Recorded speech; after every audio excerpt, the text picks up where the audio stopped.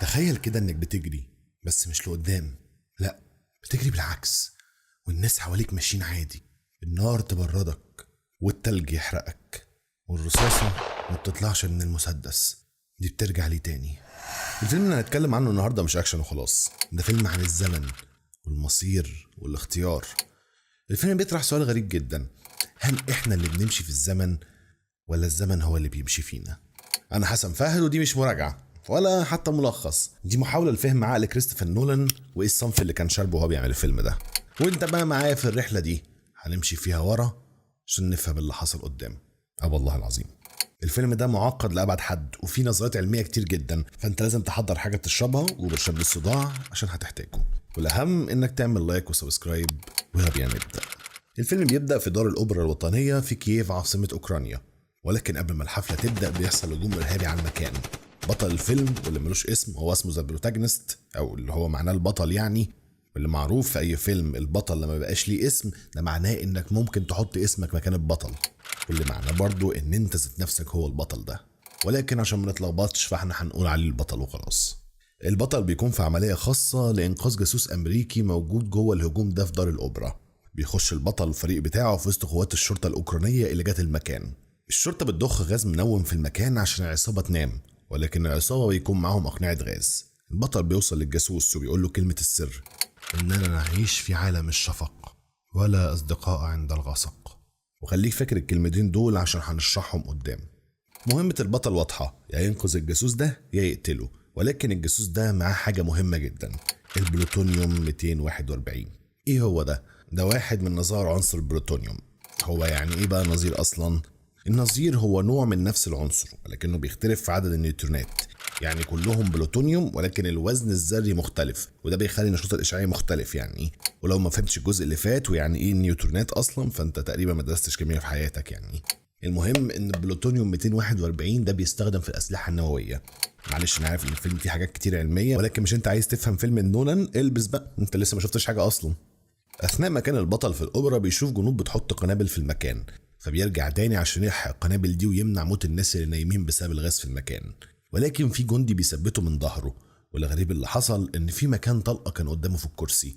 في جندي تاني بيجي ولكنه مش بيضرب الطلقه، لا، هو بيسحبها من مكانها للمسدس تاني. ثواني بس، هو ايه اللي حصل ده؟ استنى عليا شويه وهشرح لك كل حاجه. ولكن المهم دلوقتي انك تركز على ان البطل بيشوف في الشنطه بتاعت الشخص ده ميداليه. خليك فكرها كويس عشان هنحتاجها. بعد لما البطل بينقذ الناس للأسف بيتخطف وبيتعذب عشان يقول أماكن صحابه أو أي معلومات هو يعرفها، وبيبقى قدامه خيارين بس: يا إما ياخد حباية مع صاحبه تخليه يموت، يا إما يعترف. وبيقرر إن هو مش هيخون ولا بلده ولا صحابه، وإن هو ينتحر أفضل. البطل بيصحى وبيلاقي إن اللي كان هو فيه ده كان مجرد اختبار عشان حاجة أكبر بكتير، مهمة لإنقاذ العالم كله. وكل المعلومات اللي يقدر يقولها له هي إشارة بإيده وكلمة واحدة بس: تنت، واللي بمعنى العقيدة. بيتساب البطل بتاعنا في مولد طاقة هوائي، بيقضي الفترة دي في ان هو يتمرن، وبيروح بعدها لعالمة اسمها باربرا بتعرفه ايه هي المهمة بتاعته. مهمته ان هو يمنع الحرب العالمية الثالثة من انها تحصل، ولكن هي مش هتكون حرب نووية، هي هتكون اسوأ بكتير. بتاخده توريه حيطة وتديه مسدس وتقول له يضرب بيه، ولكن المسدس مفيهوش طلقات، ولكنها بتقول له ان هو يضرب نار. والغريب ان الطلقة مش بتخرج من المسدس، الطلقة بترجع ليه من تاني. البطل مش فاهم زيك كده بالظبط. الطلقة دي مش زينا بتتحرك في الزمن من قدام لورا، لا، هي بترجع لورا. طب ازاي ده بيحصل؟ ده بسبب ان الانتروبي بتاعها معكوس. هتقول لي يعني ايه اصلا انتروبي؟ الانتروبي ببساطة هو مقياس الفوضى، يعني اي حاجة في الدنيا بتمشي من حالة منظمة لحالة فوضى، والحرارة بتنتقل من الجسم الأكثر حرارة للأقل حرارة. يعني لو جبت مكعب تلج وحطيته في مية سخنة التلج ده هيسيح، وده التطبيق العلمي للقانون التاني للديناميكا الحرارية. الحرارة تنتقل دايما وتلقائيا من الجسم الأكثر حرارة إلى الأقل حرارة، ومش العكس. أيوة، ده برضو ماله بالانتروبي؟ ما القانون التاني للديناميكا الحرارية بيقولك الانتروبي في نظام معزول دايما هيزيد، وفي أحسن الأحوال هيفضل ثابت مع مرور الوقت. اي حاجه بتحصل في حياتنا بتزود العشوائيه بتاعت الكون كله، يعني بالبلدي اي حاجه حرارتها عاليه الجزيئات اللي جواها بتتحرك بسرعه وفي اماكن عشوائيه، وده معناه عشوائيه اكتر. ولكن الحاجات اللي حرارتها قليله ده معناه عشوائيه اقل، لان حركتها بتبقى اقل. هتقولي طيب ما هو الفريزر لما بنحط فيه ميه بيجمدها، معنى كده ان الفريزر بيقلل انتروبي. هقول لك لا، انت لو حطيت الميه في الفريزر هو هيجمدها، ولكن لو جيت لمست التلاجة او حطيت ايدك ورا ظهر التلاجة هتلاقي الجو حر جدا وسخن جدا، وده بسبب الانتروبي مهما عملت دايما هيزيد. طيب هيحصل ايه لو عكسنا الانتروبي؟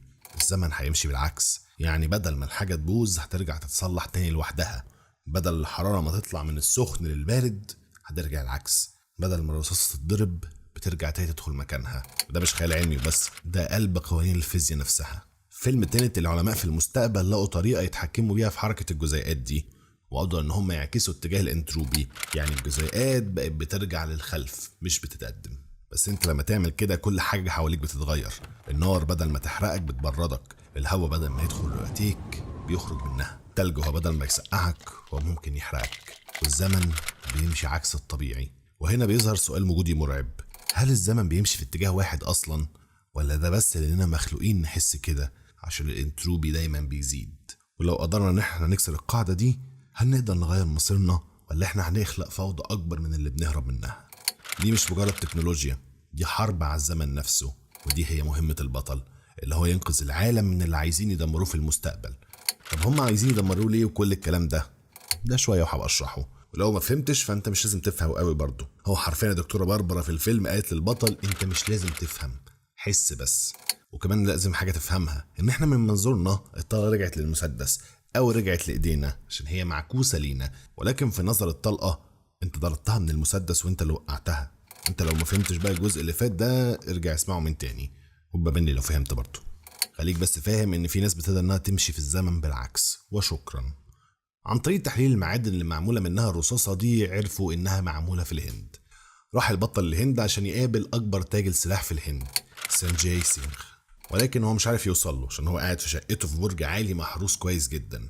فبيستعين بواحد تعمل الاستخبارات اسمه نيل بيساعد البطل ان هو يوصل لشقة سانجاي، وبيكون عايز يعرف منه اي معلومات، لكن في الحقيقة سانجاي هو مجرد صورة، وان تاجر السلاح الحقيقي هو مراته بريا بتقول للبطل ان التاجر الحقيقي اللي هو عايزه اسمه اندريا ساتور، وان هو تاجر سلاح روسي. هي باعت ليه الاسلحة والذخيرة وهي كانت عادية وقتها، ولكن هو بطريقة ما قدر ان هو يعكسها، لان هو شغال وسيط بين حاضرنا والمستقبل. طيب ازاي بيتواصل مع المستقبل؟ دي حاجة سهلة جدا، سهل جدا انك تتوصل على المستقبل عن طريق انك تسيب ايميل او رسالة او اي حاجة محفوظة المستقبل يقدر ان هو يشوفها. يعني انت لو كتبت ليا كومنت النهاردة وانا رديت عليك بكرة انت كده وصلت معاه في المستقبل. ولكن السؤال الصح هو ازاي ممكن المستقبل يتواصل مع الماضي؟ ودي حاجة الفيلم ما جاوبش عليها. دلوقتي احنا عايزين طريقة نقدر نوصل بيها لسيتور. بريا بتساعد البطل بانها بترتب ليه ميعاد لشخص شغال في المخابرات البريطانية ويقدر ان هو يقول له معلومات هو محتاجها. بيقابل البطل مايكل كريسبي العميل في المخابرات البريطانية. مايكل بيقول للبطل ان سيتر عنده علاقات بكل المخابرات تقريبا، وليه نفوذ وسطوة كبيرة جدا، وده عن طريق مراته كاثرين بارتون بنت اخو فريدريك بارتون، وده شخص ليه علاقات كتير جدا في بريطانيا، وانه علشان يوصل لسيتور لازم يوصل له عن طريق مراته. طيب ايه الطريقة اللي نوصل له بيها؟ مايكل بيدي البطل لوحة اسمها جويا، رسمها فنان اسباني اسمه اريبو، خليك فاكر الاسم ده كويس. اللوحة دي اتباع زيها بالظبط مزيفة برضه في مزاد للوحات، واللي كانت فحصة اللوحة دي هي مين؟ كاثرين مرات سيتور، وطبعا اللي اشتراها هو سيتور جوزها. مايكل بيقول للبطل حاجة مهمة تانية، في نفس يوم هجوم الأوبرا حصل انفجار في مكان في روسيا اسمه ستالسيك 12، وده نفس المكان اللي تهرع فيه سيتور. خليك فاكر الحدث ده كويس والمكان. البطل بيروح يقابل كاثرين واللي هنقول ليها كيت عشان ننجز الاسم يعني. المهم ان هو بيوريها اللوحة، ولما بتفحصها بتعرف ان دي نفس اللي كانت متباعة في المزاد. بيقعدوا في مطعم وبيطلب منها انها تدبر مقابلة ليه مع سيتور، وإلا هيقول له اللوحة دي مزيفة، ولكن سيتور اصلا كان عارف انها مزيفة. طب ليه ما عملش حاجة؟ ده دافع فيها 9 مليون دولار. بتقول له انها تقريبا كانت نفس تكلفة الرحلة بتاعت اليخت بتاعتهم لفيتنام، والرحلة دي حصلت نفس يوم هجوم الأوبرا وانفجار ستالسيك 12. خليك برضه فاكر الحدث ده. سيتور بيهدد كيت ان هو يسجنها بسبب اللوحة المزيفة دي، وكمان بيهددها بابنها، وانه في يوم رحلة اليخت كان في لحظة حب ما بينهم، لحظة شاعرية هادية. طلبت منه ساعتها ان هو يسيبها، وهو قدم ليها عرض، عايزة تمشي يمشي، ولكن مش هتشوفي ابنك ده تاني. اتخانقت معاه وسابتهم ومشيت هي وابنها بالقارب. بعد شوية استدعاهم تاني، ولكن وهي راجعة شافت ست بتنط من اليخت في المية. هي ما كانتش زعلانة عشان بيخونها، هي حسدت الست دي. الست دي كانت حرة، عكسها هي اللي مقيدة بأغلال سيتور. انت ممكن تستغرب ليه بحكي حاجة زي دي، ولكن كان محور الأحداث كلها تقريبا. البطل بيدي ليها عرض ترتب مقابلة ما بينه وما بين سيتور، وهو هيدمر ليها السبيل الوحيد في تحكمه فيها، واللي هي اللوحة. هما بيتكلموا بيجي رجالة جوزها عشان يضربوا البطل، ولكنه بيقدر ان هو يضربهم كلهم وبيخرج سليم، وده كان عكس اللي كيت متوقعه اساسا. تاني يوم بعد لما كيت بتقابل ابنها ماكس عند مدرسته بيجي لها البطل، بتقول له كيت ان اللوحة هتكون موجودة مع الحاجات المهمة اللي سيتور بيحطها في الفري بورت. الفري بورت دي بتبقى منطقة جمركية خاصة في المطار او في الموانئ، بيتخزن فيها التحف واللوحات والحاجات القيمة، ولكن من غير ضرائب طالما هي لسه ما دخلتش جوه البلد. واللي بني المكان ده هو سيتور عن طريق شركته روتاس. محتاجين بقى نقف هنا شوية عشان نشرح حاجة مهمة جدا، مربع سيتور أو سيتور سكوير. المربع اللي هنتكلم عنه بيعرف باسم سيتور سكوير أو روتاس سكوير، وده لأن الكلمات اللي فيه بتبدل أماكنها وتبقى زي المراية لبعض. المربع شكله كده بيظهر ليك 5 كلمات، واللي هما سيتور واللي بمعنى الزارع أو الخالق، إريبو واللي غالبا ده اسم مختلق يعني أو اسم غامض، تنت واللي هي العقيدة أو المبدأ، وأوبرا واللي هو العمل أو العرض زي دار الأوبرا اللي بدأ فيها الفيلم، وراتوس اللي هي العجلات أو الدورات. كل كلمة في المربع دي ليها صدى في الفيلم، ارتباطها بقى في الفيلم ومعنى الكلمات ده زي سيتور واللي هو اسم العدو الرئيسي، أندريا سيتور الزارع، ريبو الفنان اللي رسم اللوحة المزيفة وهو اسم وهمي، تنت اسم المنظمة وكلمة السر إنقاذ العالم، أوبرا بداية الفيلم كان في دار الأوبرا، راتوس واسم الشركة اللي بنت الفري بورت. المربع ده بقى بيقول كلمات مستترة زي سيتور، ريبو، تنت، أوبرا، راتوس، واللي بمعنى الزارع يتحكم في العمل باستخدام العجلات. ودي في الفيلم بترمز ان في شخص اللي هو سيتور اللي بيستخدم قوى الزمن اللي هي العجلات عشان يغير مصير العالم كله، ولكن البطل لازم يغير الاتجاه ده باستخدام العقيدة. هتقول لي ايه قصة مربع سيتور ده وظهر فين قبل كده؟ مربع سيتور او سيت سكوير هو مربع متكون من 5 كلمات لاتينية بيتقروا بنفس الشكل في كل الاتجاهات. اقدم نسخة من مربع سيتور اتلقت منقوشة في جدار في مدينة بومبي الإيطالية سنة 79 ميلاديا، يعني قبل ما المدينة تدفن تحت الرماد في انفجار من البركان، ودي قصة تانية مش موضوعنا. المربع ده برضو اتلاقى في أماكن كتير تانية زي إنجلترا وفرنسا وسوريا، منقوش في جدران كنائس، قبور أو حتى على أسلحة. في بداية المسيحية كان في اضطهاد ديني، فالمسيحيين استخدموا المربع ده كشفرة سرية. ليه؟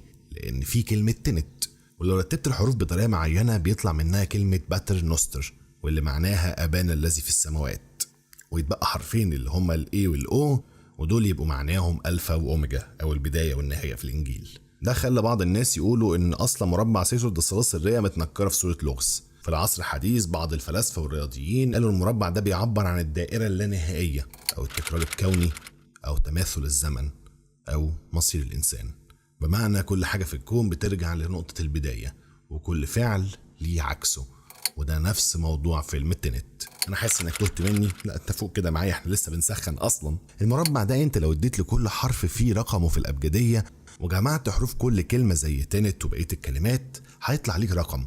الرقم ده لو قسمته 2 لرقمين يعني وجمعتهم مع بعض هيديك رقم 10، ولو قسمت كلمه تنت ل2 هتلاقيها بتبقى 10 و10 واللي هي برضو معناها 10.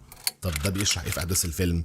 مش دلوقتي، لسه شويه، بس خليك فاهم مربع سيتور كويس، ولما فهمتش تقدر ترجع الحته اللي فاتت دي تاني وتفهم في وشي لو فهمت حاجه. نيل بيروح الفري بورت عشان يقدر ان هو يفحص المكان ويشوف طريقه للدخول والخروج، وبيعرف ان المكان ده منيع ضد الحرايق، وطبعا عشان كله لوحات ما ينفعش لو حصل حريقه يترش ميه، ولكنه بيترش غاز الهاليد، وده اللي بيفضي الاوضه من الهواء تماما في خلال 10 ثواني، وطالما مفيش هواء فمفيش اكسجين فمفيش حريق، لان المفروض انك تكون عارف ان الاكسجين هو مساعد على الاحتراق مفروض. طيب ايه الخطه؟ الخطه ان هم هيخطفوا طياره محمله بالذهب من غير ركاب، هيخلوا الطياره دي تخش في المخزن عشان نظام الحرائق يتفعل، وبالتالي يقدروا ان هم يتحركوا في المكان بحريه. وفي نفس الوقت هم رموا حموله الذهب من الطياره، فهيبقى الهاء كويس عشان كله هيهتم بالذهب وهينساهم. وفعلا بيبداوا الخطه، وبيروح البطل مع نيل المكان عشان يفحصوا الخزنه. في نفس الوقت في 2 تبعهم بيخطفوا الطياره، ولما بيوصلوا جوه المكان الطياره بتخبط في المكان بيتفعل نظام الحرايق، والموظف اللي معاهم بيهرب ويفضلوا هم جوه، وبيقدروا ساعتها ان هم يخرجوا من غرفة لغرفة، لان نيل شاطر جدا في فتح الاقفال. خد بالك، شاطر في فتح الاقفال. المهم بيوصلوا لأوضتين تبع شركة روتس، كل واحد فيهم بيخش أوضة منهم، والفرق بين الأوضتين دول هو إزاز شفاف. في الأوضة اللي دخل فيها البطل كان مرمي مسدس على الأرض، وفي طلقات معكوسة مضروبة في الإزاز، وفي زي جهاز قدامهم. هو إيه اللي حصل هنا؟ ولكن ده كان السؤال الغلط. السؤال الصح هو إيه اللي هيحصل هنا؟ وفجأة الجهاز بيقفل وبيفتح تاني، وبيخرج منه شخصين في نفس الوقت، شخص عند نيل وشخص عند البطل. ولكن الشخص اللي عند نيل بيكون شخص عادي، انما بيكون عند البطل بيكون شخص معكوس. ايه ده؟ هو ممكن انسان يتعكس؟ البطل بيقاتل الشخص المعكوس ده، والمشهد ده معمول حلو قوي. لحد دلوقتي قاعد بفكر هم عملوه ازاي اصلا، لان ده مش معمول مونتاج، ده معمول بجد. انت عندك شخص بيتحرك لقدام في الزمن وشخص تاني معكوس. طب انت ازاي تعمل فايت سين ما بينهم هما الاتنين مع بعض؟ نولان يا جدعان، ابسولوت سينما والله. البطل في وسط الفايت بيقدر ان هو يطعن الشخص المعكوس ده في دراعه، خليه فاكر ده كويس. ونيل بيفضل يجري ورا التاني، ولكن لما بيوصل ليه بيقدر ان هو يخلع قناعه بيشوف هو مين، ولكن احنا مش بنشوف، بس هو لما بيشوفه بيسيبه ساعتها وبيمشي. في نفس الوقت بيكون البطل بيقاتل الشخص المعكوس ده، خلاص بيقدر ان هو يمسكه وبيكون خلاص هيقتله، ولكن نيل بيلحقه، وفي وسط ما هو بيسأل انت مين وهنا ليه بيتسحب بره المكان. البطل بيسأل نيل انت عملت ايه مع التاني؟ يقول له ساعتها ان هو خلص عليه، وبيرجعوا تاني الأوضة وبيعملوا نفسهم أغمى عليهم. البطل بيقعد يشرح نيل اللي بيحصل وحوار الانعكاس والانتروبي اللي انا شرحته ليك قبل كده، ولكن نيل بيقول له تقصد زي التسلسل الزمني العكسي بتاع فيلمان وويلر. والآن مع درس الفيزياء. ريتشارد فيلمان ده عالم فيزياء أمريكي عمل نظرية كده، الذرة متكونة من الإلكترونات وبروتونات ونيوترونات، كل واحد في الأجسام دي ليه جسم مضاد ليه. الجسم المضاد للإلكترون هو البوزيترون، وده في العادي مش بيظهر، ممكن يظهر في العناصر المشعة أو من تصادم الذرات وإلخ. المهم فيلمان طلع بنظرية إن البوزيترون هو إلكترون، ولكنه ماشي في الزمن بالعكس، زي الفيلم كده بالظبط. نفس الشخص ممكن يكون معكوس وممكن يكون عادي. طب ايه اللي هيحصل لو البوزيترون قابل الالكترون؟ بيحصل اينايليشن او الفناء، الاتنين بيفنوا بعض، ودي معلومة هنحتاجها قدام.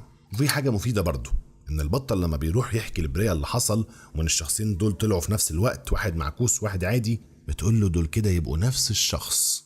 نفس الشخص زيه زي الالكترون والبوزيترون، الاتنين نفس الجسم، الفرق ان واحد ماشي في الزمن مظبوط، واحد ماشي بالعكس. دلوقتي احنا عارفين حاجتين من بريا، ان سيتور قدر يعمل الجهاز اللي بيعكس الناس واللي اسمه الباب الدوار، وفي نفس الوقت ان هو محتاج البلوتونيوم 241. البطل بيروح يقابل كيت وبيقول لها ان هو دمر اللوحة، وبيطلب منها انها ترتب مقابلة ما بينه وما بين سيتور على انه كان سكرتير سابق في السفارة الامريكية في الرياض، وانها تعرفه عليه، ولكن ده هيخلي سيتور يشك ان في علاقة ما بينهم هما الاتنين. البطل بيقابل سيتور وهو بيكون هم سيتور يعرف هل بينه وبين كيت حاجة، ولكن البطل بينفي ده تماما وبيعرفه بطريقة خفية ان هو يعرف عن البلوتونيوم 241، ولكن في حقيقة مستخبية. البطل ما دمرش اللوحة اصلا، وان سيتور نقلها من مكانها في الخزنة اصلا، وبكده ولسه متحكم بكيت. بياخد سيتور كيت والبطل في رحلة سواقة لزي قارب شراعي كده، انا اول مرة اشوف في حياتي البتاع ده اصلا. المهم ان في اثناء ابحارهم كيت بتحدف سيتور من القارب، ولكن البطل بينط عشان يلحقه، لان بريا حذرت البطل ان هو يقتله قبل ما يعرف نواياه، وبرضه هنعرف ليه هو ما قتلوش ولكن قدام شوية. سيتور بيحكي للبطل ان هو لقى البلوتونيوم 241 لما كان بينقب في المدينة بتاعته ستالسك 12. لما كان شاب هو عمل كده، ولكن اللي بنشوفه ان هو لقى معاه عقد وذهب، وساعتها قتل الشخص اللي معاه عشان يكون لوحده. ممكن دي تكون الطريقة اللي المستقبل يتواصل معاه بيها، وازاي هو حصل على الثروة بتاعته دي كلها اللي ظهرت فجأة. البطل بيقول لسيتور ان البلوتونيوم اللي هو عايزه موجود في مدينة تالن في استونيا، وان هو هيساعده عشان يلاقوه. البطل بيشوف سيتور وهو جاي له حمولة ذهب، ولكن الذهب ده كان معكوس، وده معناه انها جاية من المستقبل. ولكن بيتكشف امر البطل، بيأمر سيتور البطل ان هو يجيب له البلوتونيوم من تالن، ونشوف برضو ان موجود مع الذهب ده ورق، دي تقريبا التعليمات اللي جاية لسيتور من المستقبل. بيخطط البطل ونيل لطريقة يقدروا يسرقوا بيها البلوتونيوم 241، وفعلا بعد مشهد جامد جدا بينجحوا ان هم يسرقوه. بس بنلاحظ ان مراية العربية اللي فيها نيل والبطل مضروبة طلقة، او بمعنى اصح لسه هتتضرب طلقة. لما بيفتحوا الشنطة اللي المفروض فيها البلوتونيوم مش بيلاقوه، ما بيلاقوا حاجة تانية مش عارفين هي ايه اصلا. في نفس الوقت هما كمان كانوا بيتجسسوا على سيتور، ولكن اللغة دي مش بيقدروا ان هما يفهموها، رغم ان ليه بيتكلم استوني كويس، ولكن مش استوني، دي لغة معكوسة. وفجأة بيلاقوا عربية معكوسة بتجري وراهم.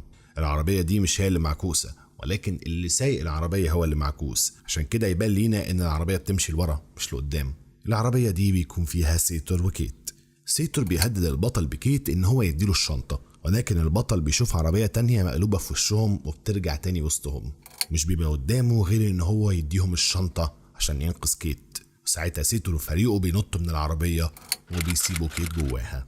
بيقدر بعد كده البطل ان هو يلحقها، ولكن سيتور بيهجم على البطل وكيت وبيخطفهم. بس المرة دي هم ما كانوش معكوسين. طب ازاي؟ نيل بيقول للبطل ان هو هيستدعي قوات ايه؟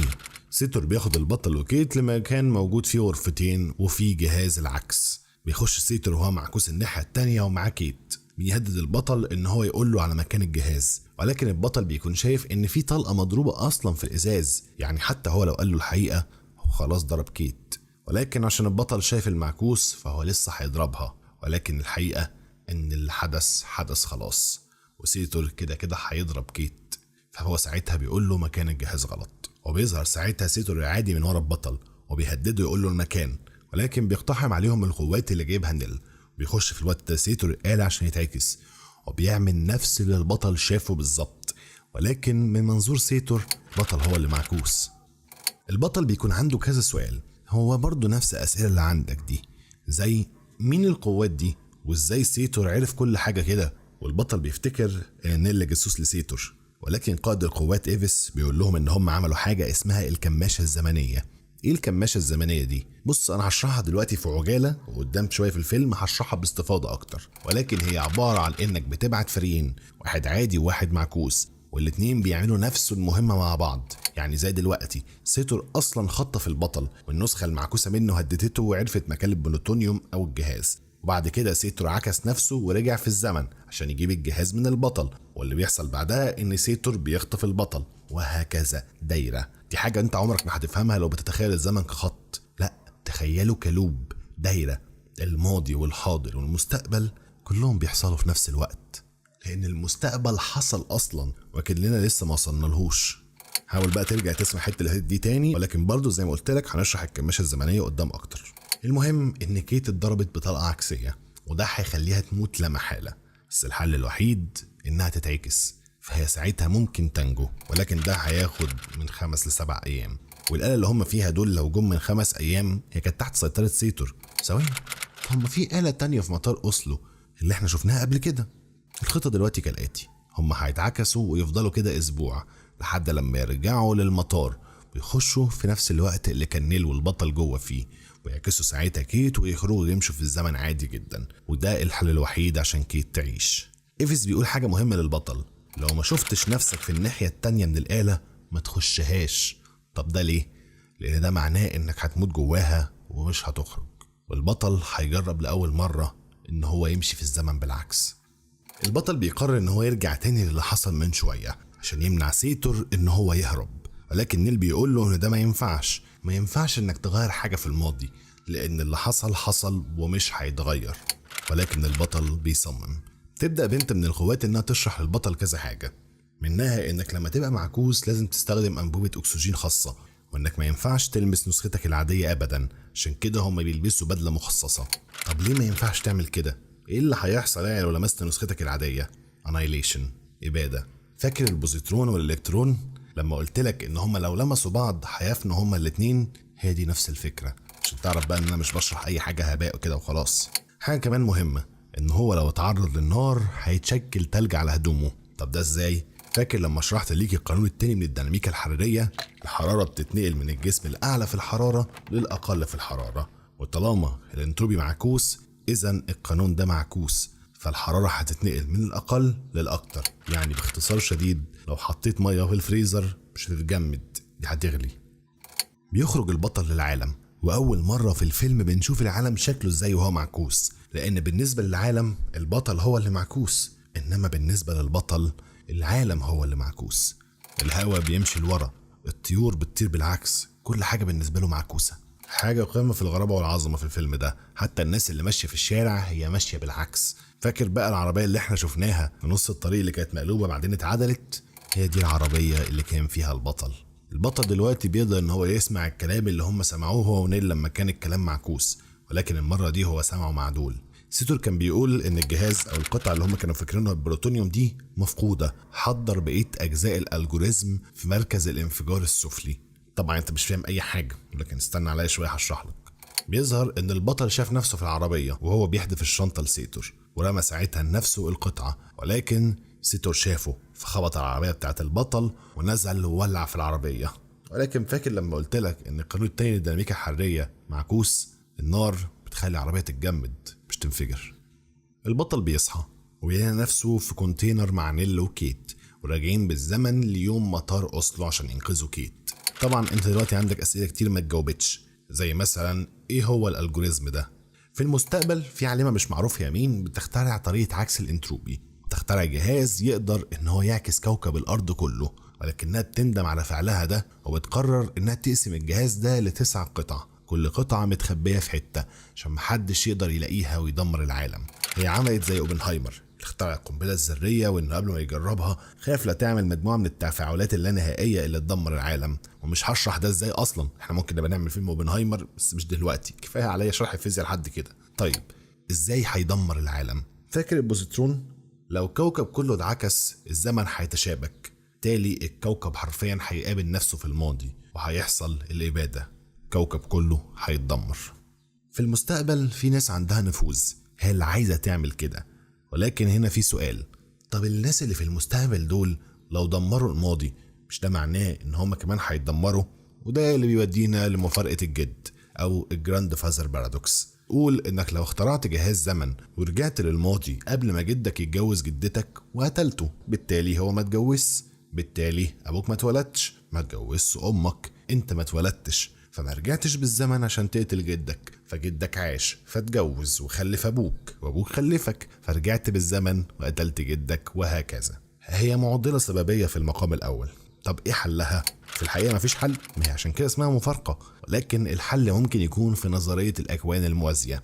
انت لما رجعت بالزمن وقتلت جدك اتوجد كون تاني موازي انت ما اتولدتش فيه، ولكن كونك فضل زي ما هو. وده يرد على سؤال جه في بالك دلوقتي، ان مش معنى ان البطل لحد دلوقتي لسه عايش ان هم هينجحوا في المهمة دي. ممكن يكون كلامك صح وممكن يكون غلط لو احنا جينا للاكوان الموازية، هو حوار كبير قوي فيه لخبطه كتير قوي، ولكن انا اسف هقول لك لو مش فاهم ارجع اسمع تاني. ده كان اول سؤال عندك. تاني حاجة، مين هي القوات اللي مع نيل دلوقتي؟ دول يا صديقي التنت او العقيدة، في حد عملها واللي منضم ليها نيل وبريا، واللي انضم ليها برضه البطل. وده بيشرح ازاي بريا ونيل كانوا عارفين معلومات كتير عن الانعكاس. دي قوات مهمتها هي حماية الحاضر من شر المستقبل. دلوقتي انت ليك في ذمتي 3 حاجات يتشرحوا، واحدة منهم هي الكماشة الزمنية ودي هشرحها قدام شوية، والحاجات التانية هبقى اقول لك عليهم لما يجي وقتهم. انا حاسس ان انا بقيت مدرس فيزياء والله، احنا محتاجين الدحيح يجي يشرح الفيلم ده. ايه ده؟ حسيسي. بيوصل نيل والبطل للمطار، والغريب ان دراع البطل بيكون بيوجعه جدا كأنه اتطعن فيه. الخطة دلوقتي ان البطل هيأمل نيل وكيت المكان عشان يقدروا ان هم يخشوا جوه الخزانة ومنها للآلة ويرجعوا تاني للزمن الطبيعي عشان كيت تخف من الطلقة. وهنا بنشوف تاني أجمد مشهد في الفيلم، الشخص المعكوس اللي كان بيقاتل البطل في المطار هو نفسه البطل، طعنة اللي في دراعه دي هو اللي طعن نفسه بيها. انت حرفيا بتشوف نفس المشهد ولكن من منظور تاني خالص، ودي أحلى حاجة في المشهد. وكل الحركات اللي غريبة اللي كنت بتشوفها بتشوف سببها دلوقتي. بيفضل القتال مكمل لحد لما بيخش البطل الجهاز وبيرجع عادي من تاني، وهو بيقابل نيل بتاع الماضي وبيجري بينه لحد لما نيل بيقدر ان هو يخلع القناع ويشوفه، عشان كده هو بيسيبه وبيروح يلحق البطل بتاع الماضي من انه يقتل نفسه المعكوسة. ابسولوت سينما يا جدعان. ده من حلاوة الفيلم ان لما بنشوف البطل رايح يشاور نيل ان هو يخش المكان بكيت بيبقى معكوس. هتقول له الله، هو مش المفروض ان هو اتعدل؟ ايوه هو اتعدل، بس نيل لسه معكوس، فهو بالنسبة لنيل هو اللي معكوس. فوق معاه كده والنبي، مش هيفضل نعيد فيه نزيد فيه تاني. مهم بيقدر نيل ان هو ينقذ كيت.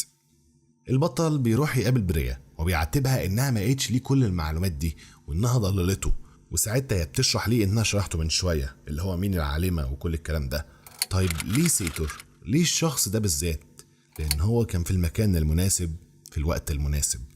البطل بيطلب من بريا إنها ما تأذيش كيت وابنها. طب هي هتأذيهم ليه؟ عشان كيت عرفت حاجات كتير كان المفروض إنها ما تعرفهاش، ولكن بريا بتوعده. دلوقتي الخطة إن هم يقدروا يمنعوا سيتر من تفعيل الخوارزمية أو الألجوريزم علشان ما يدمرش العالم. وهنا هنشرح حاجة بقى من اللي أنا كنت وعدك بيها. الخوارزمية مربوطة بقلب سيتور، وبالتالي لو سيتور مات الخوارزمية هتتفعل. عشان كده بريا طلبت من البطل إن هو ما يقتلوش، فاكر؟ ولكن سيتور أصلا بيموت، هو عنده سرطان بنكرياس في آخر مرحلة وملوش أي علاج.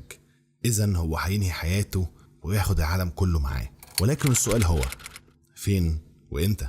فاكر رحلة القارب اللي كانت مع كيت في فيتنام؟ كانت يوم 14، نفس اليوم اللي حصل فيه الهجوم على الأوبرا في أوكرانيا، نفس اليوم اللي حصل فيه انفجار ستالسك 12. المهم دلوقتي هتتقسم. كيت هتروح لسيتور اليخت عشان تمنعه من ان هو يقتل نفسه. في نفس الوقت البطل وقوات هتكون بتأمن الخوارزمية قبل ما تابع سيتور يحطها في المكان وينفجر بيها والعالم ينتهي. ايريس عنده جهاز عكس الزمن برضه. هتقولي ازاي؟ هقولك زي ما سيتور عنده جهاز. تالت من المستقبل هي اللي بعتت ليك جهاز. التالت اصلا اتأسست في المستقبل، هي مش موجودة في الماضي. هبقى اشرح ليك برضه الحتة دي بس قدام شوية. القوات اللي هتهجم على ستالكس 12 هتتقسم فريقين، فريق لابس شارة حمراء وفريق لابس شارة زرقاء. اللي لابس شارة حمراء هيبقى ماشي في الزمن عادي، واللي لابس شارة زرقاء هيبقى ماشي في الزمن بالعكس. وده وقت شرح الكماشة الزمنية. الكماشة عموما في الحروب بتبقى انك تحاصر العدو من جهتين او اكتر عشان تقدر انك تحكم سيطرتك عليه. الكماشة الزمنية زي كده، ولكن في الزمن انت بتهاجم من زمانين، واحد من الحاضر وواحد من الماضي، والاتنين في نفس الوقت. عشان تفهم اللي هيحصل هيبقى كالآتي: الفريق الأحمر هيهاجم المكان وهيعرف أثناء الهجوم معلومات كتير عن حاجات هتحصل أثناء المعركة. وبعد ما الهجوم يخسر هيروح الفريق الأحمر يقول المعلومات اللي معاه للفريق الأزرق. الفريق الأزرق هيتعكس ويرجع للماضي تاني ويهجم في نفس الوقت على العدو، ولكن بطريقة معكوسة. فأصبح الفريقين بيهجموا في نفس الوقت. وده لأن زي ما قلت لك ما تفكرش في الزمن في شكل سهم، فكر فيه دايرة. الماضي والحاضر والمستقبل كلهم موجودين في نفس اللحظة، ودي هي الكماشة الزمنية.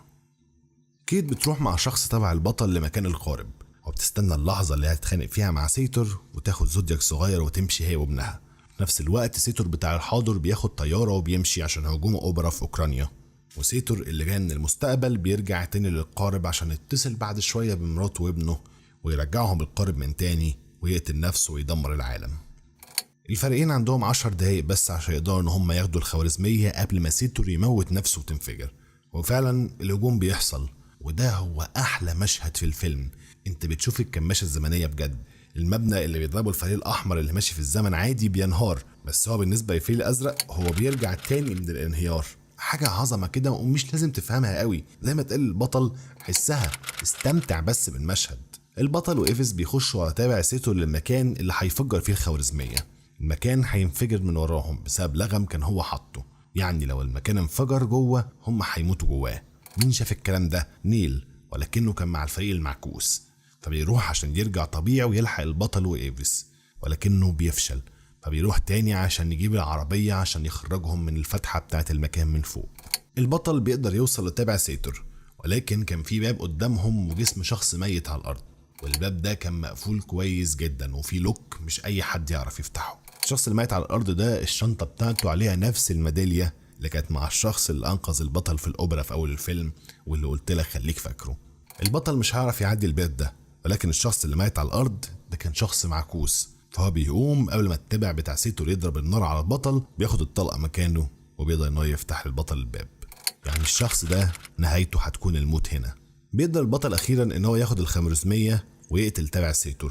في نفس الوقت نيل بيكون حدف ليهم حبل من الفتحة وانقذهم في اخر لحظة. كان في نفس وقت الاحداث دي كانت كيت على السفينة مع سيتور اصلا، ولكنها كان المفروض انها تمنع سيتور انها هو يموت نفسه، غير لما تاخد الاشارة من الشخص اللي معاها، ساعتها ممكن تقتله، ولكنها مش بتقدر انها تستحمل وبتقتله قبل الوقت بثواني. الشخص ده اذاها كتير جدا وكان بيضربها وبيحرمها من ابنها، ما قدرتش انها تشوفه فرحان. ولكن زي ما احنا شفنا البطل نجح في المهمة، وكيت بتنط من السفينة نفس الوقت اللي نسختها من الماضي كانت راجعة فيه. كيت قالت قبل كده انها كانت بتحسد الست دي على الحرية، مكانتش تعرف انها بتحسد نفسها. البطل وإيفيس ونيلي بيقسموا القطع التسعة من الخوارزمية على بعض، وكل واحد المفروض يخبيها ويقتل نفسه، ولكن نيلي بيدي القطع بتاعته للبطل وبيروح مع إيفيس عشان يرجع مع الفريق الأزرق عشان يفتح القفل بتاع الباب ده. ولما بيلف بيشوف البطل الشنطة بتاعته، وإن هو نفس الشخص اللي أنقذه في الأوبرا، وإن هو نفس الشخص اللي كان ميت قدامه، ولكن مفيش طريقة يمنع موته بيها، هو خلاص ميت. ما حدث قد حدث. والبطل في الآخر بيقتل بريا شاكت هتكون العهد وتقتل كيت وابنها. تعالوا بقى نشرح الفيلم ده ككل ونرد على شوية أسئلة. أول حاجة، مين اللي عمل التنت؟ البطل هو اللي عملها، ولكن ده في المستقبل، وهو اللي جند نيل عشان يرجع في الزمن ويجنده، ويجند بريا عشان تساعده وينقذ العالم. يعني البطل هو اللي جند نفسه، ولكن في الماضي. زي ما قلت لك هي دايرة مش سهم. عشان تفهم أكتر، البطل في الماضي بيحصل هجوم الأوبرا وبيعرف الانعكاس وسيتر وبينقذ العالم. بعدها في المستقبل بيعمل التنت عشان يجند نفسه في الماضي عشان يحصل هجوم الأوبرا ويعرف الانعكاس وسيتر وينقذ العالم. هي لوب. الفيلم كله كان كماشة زمنية أصلا. في نظرية بقى بتقول إن نيل ده هو أصلا ماكس ابن كيت، ولكنه من المستقبل، وإن اسمه كان ماكسيميليان، وإنك لو عكست آخر الاسم هيبقى نيل. ده غير الشبه الكبير اللي بينهم أصلا. ولكن اللي ممكن يهد النظرية ده هو إن ماكس ابن كيت عنده 10 سنين، ونيل شكله في أفضل تقدير هو في الثلاثينات. يعني عشان يرجع بالزمن محتاج يتعكس 20 سنة كاملة، أو ممكن وهو صغير يتعكس 20 سنة برضه، وطبعا برضه ده مستحيل، ولكن هي تظل نظرية.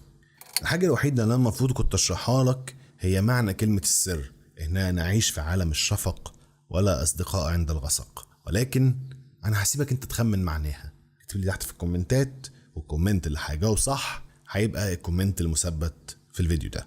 وبس كده، كان معكم حسن فهد. بجد انت لو وصلت للنقطة دي فانا احييك، وانت لازم تحييني بقى وتعمل سبسكرايب ولايك وكومنت وشير. تنزل تحت في الديسكريبشن هتلاقي كل اللينكات اللي انت محتاجها. تسيب لي كومنت وتقول لي معنى الجملة. بس كده، كان معكم حسن فهد. السلام عليكم.